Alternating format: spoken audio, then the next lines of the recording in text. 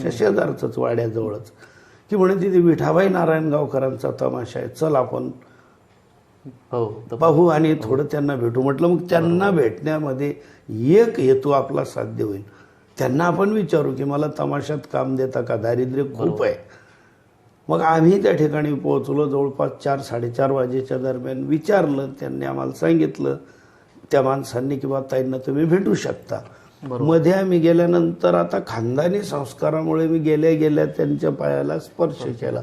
आणि त्यांच्या जीवनातली ही घटना अशी होती विठाबाईंच्या, की माझ्या रवटीत येणारा सुपारी द्यायला येतो, पाया पडायला कोणीच येत नाही.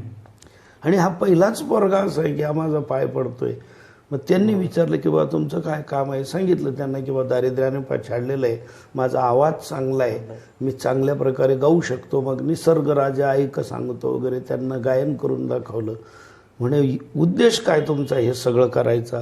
म्हटलं तुमच्याकडे मला काम मिळेल का, 2 पैसे मिळतील, परिवाराचं उदरभरण होईल. तर त्या म्हणाल्या की तुझ्या वागण्यावरून तू खानदानी घराण्यातला मुलगा दिसतो. तमाशामध्ये येऊन तू तमाशाचा मालक जरी बनला, 5-7-8 गाड्या असतील, 100-150 लोक तुझ्या ताब्यात असतील, पण स्टेजवर येऊन तुला लोकांना हात जोडावे लागतील.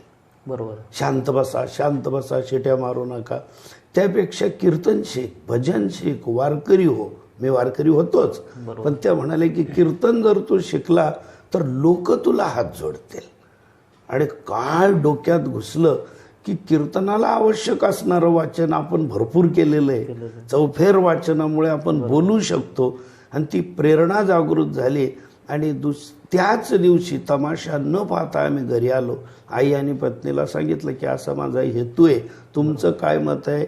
एक मताने दोघींनी मला समर्थन दिलं. आणि त्या म्हणाले की तुम्ही खरोखर मोठे कीर्तनकार व्हाल. आणि त्याप्रमाणे वाटचाल केली. वाटचाल निव्वळ